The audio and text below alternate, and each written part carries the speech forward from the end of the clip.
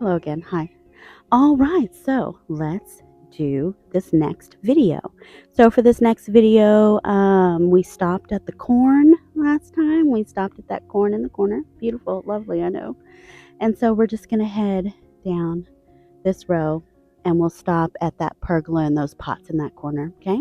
All right, here we go. Okie dokie. So starting down here, we've got a foxglove that I grew from seed. Doing nice, getting big. We've got some toothache plant down here. So fun, love it. We've got a self-seeded zinnia looking gorgeous. Another one over here. I'm liking these yellowy orange tones. Very pretty.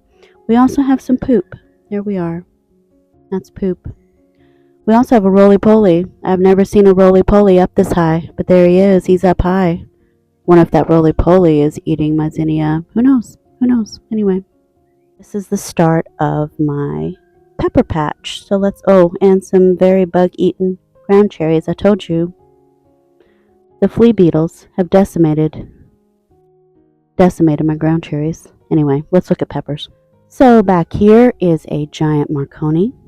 We have flowers, but no big fruit just yet. It's another giant Marconi. Way over here is a Jimmy Nardello, some flowers. Jimmy Nardello. There's a pepper. Pretty good sized peppers going on. Here's another Jimmy Nardello. And yet another Jimmy Nardello because I love Jimmy Nardello peppers. In this pot I had a Texarexa Zero whatever pepper. One of Jen Joy's favorites. I had a little seedling and it died. It was just too hot, I think. And I couldn't keep it moist enough. I do have the irrigation on now, as you can see. This bed is completely wet. The water comes on for 3 minutes every 6 hours, which may not seem like much if it was just drip. But it's not just drip. I also have these emitters that spray. And they spray pretty heavy. So the whole area is getting soaked to where there's puddles after 3 minutes. And then those puddles slowly soak down. And then after 6 hours in this heat, it's ready for another dose. So we'll see how that holds up for this summer. Anyway, back to the tour. So anyway, that didn't make it. So I'm going to start some seeds indoors and then I can transplant into that pot. I have some feverfew. That's the ferny looking stuff, feverfew. There's another foxglove. And yes, foxglove is poisonous. I have mixed it with my herbs and food because I know what it is. I would not recommend that you mix your foxglove with your edible foods. Okay, there we go. We also have another poppy. Hopefully it blooms before the heat kills it. Shishito pepper. I have a shishito pepper with a couple of peppers on there. Could probably maybe harvest those soon. And then I have some Corno de Toro peppers here on the edge of my beans. And I see some peppers just starting. And then look at this Pampas Plume Celosia. That pink is so pink, it's just perfection. I love it so much. Can't even tell you how much I love it. And then my patch of green beans that's going to have to come out soon because it is ate up with pest and disease. But we still have beans. So this will be my final harvest. And then I'm just going to cut all these plants at ground level. Cut them at ground level, leave the roots and all those nitrogen fixing nodules. And then we can plant something else fun. And then I have some 4 o'clocks that I grew from seed. I can never catch them open. Every time I'm out here, doesn't matter how early or how late, they always look like deflated balloons. And it's real frustrating because I just want to see them open. Let's go through the tomatoes real quick. We have a Dark Galaxy tomato here. And I picked the last ripe one that was on there yesterday. But we still have more coming. This is my Kazula 224 looking really tall. And we've got a leaf-footed bug messing up the fruit, making it look ugly by sucking on it. And we have lots of flowers, lots of potential. If it doesn't get too hot and they shut down, we have some potential. Look at all that potential. Ooh, that's so much potential. Here, my Moonlight Mile variegated. This is the only one that after producing fruit and me harvesting has not completely died. So it's still alive. It's still producing. We'll see if it keeps producing after I pick that last one. Right here is probably my most beautiful and most prolific, potentially, tomato, and that is Dr. Witch's Yellow. Now, I was not impressed with the flavor when I did my taste test. Actually, it was kind of blah. But look at that big, beautiful fruit there. We've got a fruit there. I know there's more. I saw more yesterday. But we have lots of flowers. Lots of flowers. The beans right here along the cattle panel fencing, the beans that are climbing up, those are Chinese red noodle beans because they can take the heat. So now that my green beans are shutting down and I have to take them out, these noodle beans are well on their way to giving me beans. So I think I got the timing almost right. Yeah, very proud of that. I'm learning. And then next to Dr. Witchy's, these beans are rattlesnake pole beans. I did not get the timing right because just as they are starting to climb and flower, it's going to start getting too hot for them. But we'll see. We'll see what happens. This shaggy mess is Phil's 2, which is a crazy little tomato. It's one of those that you can peel off pieces of tomato. You can just break off pieces. Yeah, really cool. And it's really taken off finally. This was one of my last tomatoes to really take off and start producing. So this container here, I added my lemon basil, which is really taken off. There's my thermosol, lemon basil, dark opal basil. And then in the middle is Sweet Splash Electra variegated tomato. How beautiful is that? I love these variegated tomatoes. No flowers just yet. No flowers just yet, but I think we're close. I think we're close. Next, I have a pot of microdwarfs that were in the let pot since November, and they never put on flowers and they never did anything. I think I had the light settings wrong. I didn't have the settings for fruit. I had it just for vegetation. I learned that from Cece. But I have a Florida Petite, looking so cute. This one here is a Tiny Tim. And then this one over here is a Rosy Finch. And all of them have flowers and or fruit, so that's exciting. And then here is Torch Blue Lavender that I got from Veronica. I did let it get too dry once. As you can see, there's a little bit of brown. I let it get too dry. I didn't want to overwater it, because lavenders don't want to be all moist and mucky. But I took it a bit too far. And now she's recovering and she's blooming beautifully. Down here, Keystone Giant Bell Pepper is about to just give me so many fruits. So many fruits. It's flowering and it's fruiting. Yep, fruiting and flowering. I have 4 plants there. This is my tall Vera Lavender, finally taking off. It was a little bit slower than my Munstead, but finally taking off. And then yesterday I did some more of this dark opal basil here.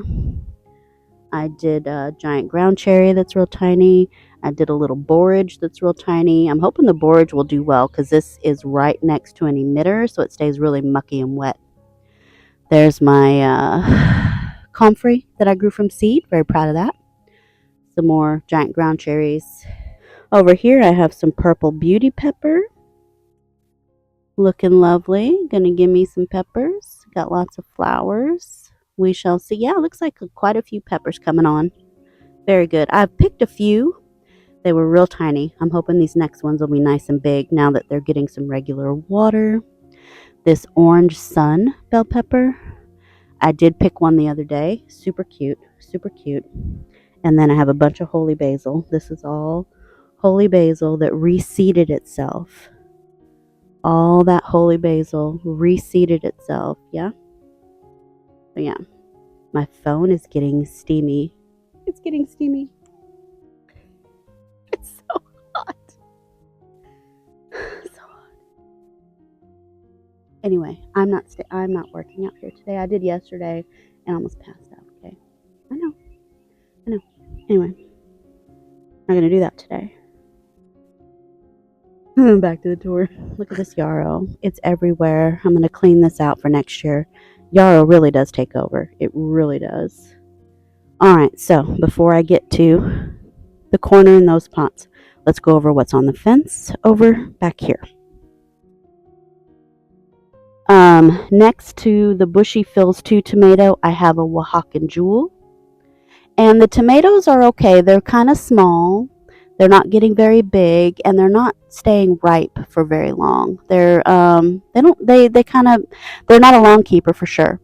So once you pick them, as soon as they turn completely pink and orange, you need to go ahead and eat them suckers. Just go ahead and eat them.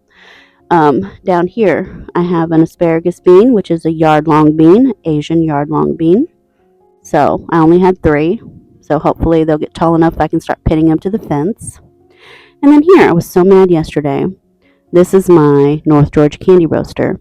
And a vine borer about decapitated it, cut it, almost clean off at the base. I was able to dig out the maggot, and then I covered it with diatomaceous earth. And I'm going to lay it down so it can put down roots. And then I'll start having it climb. But I need it to set down more roots. And then these 2 here have yellowing on the stem, which means there's a vine borer in there. I just haven't gotten in there to dig it out, so I'm real mad about that. And then this tomato here is a Chef's Choice Black. Hold on. I'll probably pick this today. We have one up high. Look how cute. I know, tomatoes are getting tall, real tall. And then this is my, this grapevine here with a bunch of grapes on it. This is my muscadine grape. I don't remember the name. I have 2 different kinds. But this is the first year that my muscadine has made clusters instead of just one grape here and there. It's actually making clusters, so that's kind of fun. This tomato here, Hillbilly, you can barely see it from all the yarrow. It's a potato leaf, and it's grown pretty darn tall. It's in there mixed in with the grapevine. No tomatoes yet, but that's okay. Now, these pots here, I have my marigolds that I transplanted into my tomato pot. This tomato in this pot is a dwarf CC McGee, and it's kind of a yellowish white when ripe, so I'm going to pick that today.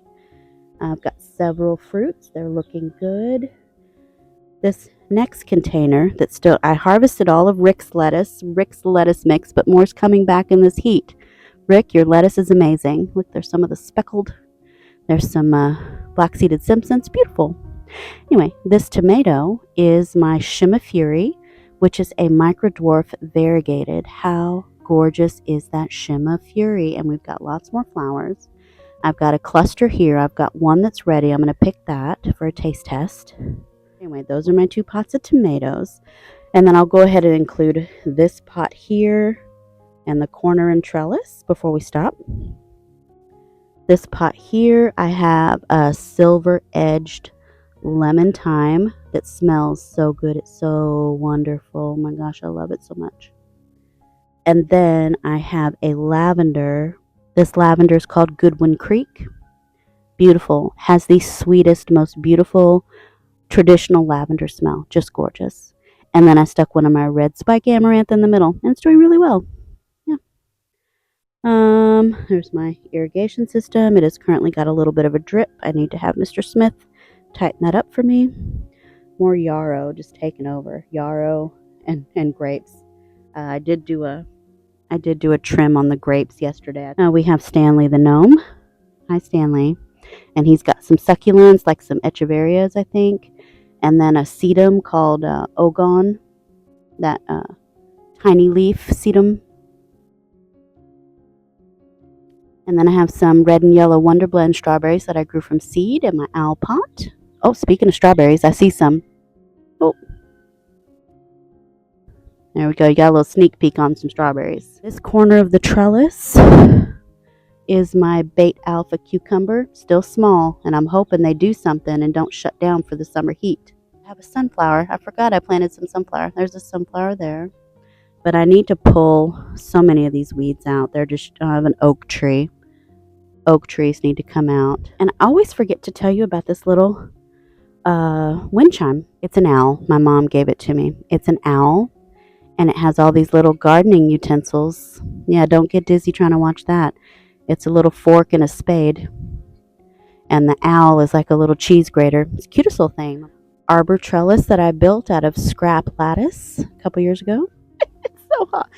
So hot out here. Do I keep going? I think I could.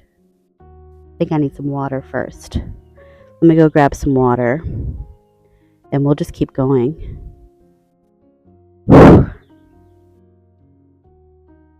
day off, okay? It's gonna keep coming. Okay, I'll be right back. Oh, also, this is the end of the second tour. So thank you so much for watching. And I'll be back